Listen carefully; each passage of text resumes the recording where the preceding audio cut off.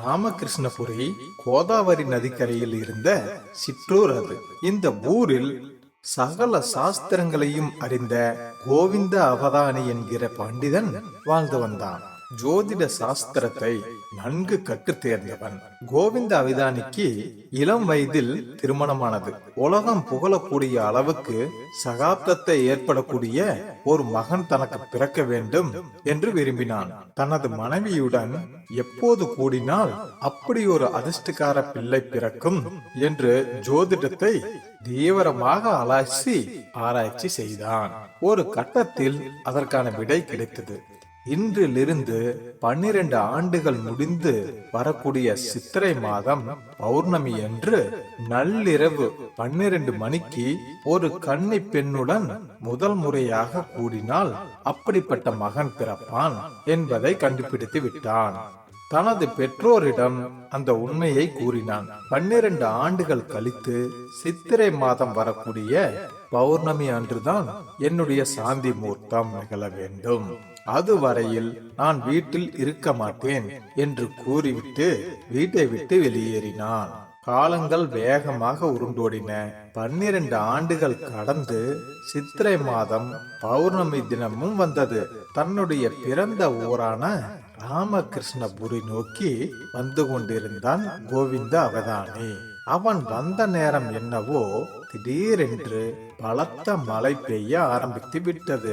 மலை பகுதியிலும் பலத்த மழை கொட்டி தீர்த்ததால் திடீர் காட்டு வெள்ளம் ஏற்பட்டு ஊருக்கு குறுக்கே ஓடியது. அந்த காட்டு வெள்ளத்தை கடந்தால்தான் ஊருக்கு செல்ல முடியும். ஆனால் கடந்து செல்ல முடியாத அளவுக்கு வெள்ளம் கரை புரண்டு ஓடிக்கொண்டிருந்தது. இரவு நேரமும் வர தொடங்கியது. கோவிந்த அவதானிக்கு கையும் ஓடவில்லை, காலும் ஓடவில்லை. அங்கும் இங்கும் நடந்தபடியே இருந்தான்.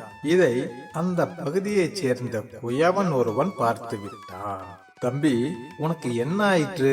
நீ அங்கும் இங்கும் பதற்றத்தோடு நடப்பதை பார்த்தால் காட்டு வெள்ளத்தை கடந்து செல்ல முயற்சி செய்வது புரிகிறது. ஆனால் இப்போதைக்கு இந்த வெள்ளம் வடியாது. காலையில் வேண்டுமானால் வடியலாம். அப்போதுதான் நீ அக்கறைக்கு உங்கள் ஊருக்கு செல்ல முடியும். வடியும் வரை பொறுமையாக இரு என்றான். கோவிந்த அவதானிக்கு எப்படி சொல்வதென்று தெரியவில்லை. இந்த காட்டு வெள்ளத்தை கடந்து செல்லாவிட்டால் 12 ஆண்டுகள் காத்திருந்தது வீணாகி விடுமே என்று பதறினான். குயவனிடம் உண்மையை சொன்னால் ஏதாவது வழி கிடைக்கலாம் என்று நினைத்தவன் அந்த உண்மையை சொன்னான்.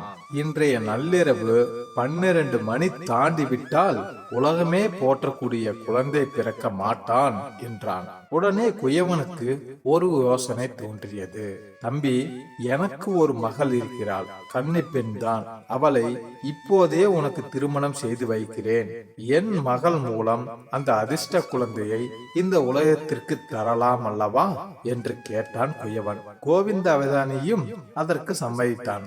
அங்குள்ள அம்மன் கோவிலில் அம்மன் முன்னிலையில் கோவிந்த அவதானிக்கு தனது மகளை திருமணம் செய்து கொடுத்தான் குயவன். அன்று இரவு தனது புது மனைவியுடன் குயவன் வீட்டிலேயே தங்கினான் கோவிந்த அவதானி. அந்த பெண்ணுடனேயே அவனது முதலிரவும் நடந்தது. பொழுது விடிந்த போது மழை நின்றிருந்தது. காட்டு வெள்ளமும் வடிந்து போனது. புது மனைவியை குயவன் வீட்டிலேயே விட்டுவிட்டு ராமகிருஷ்ணபுரிக்கு போனான் கோவிந்த அவதானி. அடுத்த 10வது மாதத்தில் குயவனின் மகளுக்கு அழகான ஆண் குழந்தை ஒன்று பிறந்தது. அந்த ஆண் குழந்தைக்கு சாலிவாகனன் என்று பெயர் சூட்டி வளர்த்து வந்தான். சாலிவாகனன் அதிர்ஷ்டக்கார குழந்தை அல்லவா. இயற்கையாகவே அவனிடம் வீர தீர செயல்களில் அதிக ஆர்வம் இருந்தது. போர் தந்திரங்களையும் அறிந்தான். குயவன் குடும்பத்தில் வளர்ந்ததால் மண்ணாலான யானை, குதிரை, போர் வீரர்கள் ஆகிய சிலைகளை செய்வதை தொழிலாக வைத்திருந்தான். ஒரு நாள் சைமபுரி என்கிற பக்கத்து நாட்டைச் சேர்ந்த மந்திரி ஒருவன் சாலிவாகனன் இருக்கும் இடத்துக்கு வந்தான். சாலிவாகனனின் திறமையை கண்டு ஆச்சரியப்பட்டான். அவளிடம் பேச்சு கொடுத்த மந்திரி சிறந்த அறிவாற்றலோடு போர்த்திறனும் அவளிடம் நிரம்பி இருப்பதை கண்டுகொண்டான். குயவனை அழைத்த மந்திரி, நாளை உன் பேரனான சாலிவாகனனை அழைத்து கொண்டு அரசவைக்கு மறக்காமல் வந்துவிடு, நான் உன்னை எதிர்பார்த்து காத்திருப்பேன் என்று கூறிவிட்டு சென்று விட்டான். மறுநாள் குயவன் தனது பேரனான சாலிவாகனனை அழைத்து கொண்டு சைமபுரி அரசவைக்கு சென்றான். மந்திரி மூலம் சாலிவாகனன் பற்றி ஏற்கனவே அறிந்திருந்த மன்னன் அவனை தனது படைத்தளபதியாகவும் தன்னுடைய ஆலோசனை குழுவில் ஒருவனாகவும் நியமித்தான். இந்த சைமபுரி புகழ்பெற்ற விக்ரமாதித்தன் ராஜ்யத்துக்கு உட்பட்டு இருந்தது. இந்த சைமபுரி விக்ரமாதித்தனுக்கு கப்பம் கட்டி வந்தது. சாலிவாகனன் படைத்தளபதியாக பொறுப்பேற்ற பிறகு விக்ரமாதித்தனுக்கு கப்பம் கட்டுவதை நிறுத்த சொல்லிவிட்டான். இதை அறிந்த விக்ரமாதித்தன் சைமபுரி மீது படையெடுத்து செல்ல தீர்மானித்தான். அப்போது அவனது தம்பியான பட்டி அவனை தன் பக்கம் அழைத்து அந்த ரகசியத்தை கூறினான். அண்ணா, நம் பூலோகத்தில் பிறந்து 2000 ஆண்டுகள் முடிவடைய இன்னும் 2 தினங்களே இருக்கிறது. இப்போது நம்முடைய கடைசி நாட்களில் இருக்கிறோம். நாம் பூலோகத்திலிருந்து விடைபெறுவதற்கு முன்பாக நீ 2000 ஆண்டுகளாக வீட்டிலிருந்து ஆட்சி செய்து வரும் அரியணையை பாதுகாப்பாக வைத்திருக்க ஏற்பாடுகள் செய்ய வேண்டும். பட்டி இப்படி சொன்னதும் விக்ரமாதித்தனுக்கு உண்மை புரிந்துவிட்டது. தன்னுடைய வாழ்க்கை முடிய போவதை உணர்ந்தான். அதன் அறிகுறியாகத்தான் சைமபுரி கப்பம் கட்டுவதை நிறுத்தியிருக்கிறது என்பதையும் புரிந்து கொண்டான். தொடர்ந்து ஒரு இடத்தில் பெரிய பள்ளம் தோண்டப்பட்டது. விக்ரமாதித்தன் 2000 ஆண்டுகளாக அமர்ந்து ஆட்சி செய்து வந்த சிம்மாசனம் அந்த பள்ளத்தில் வைத்து மூடப்பட்டது.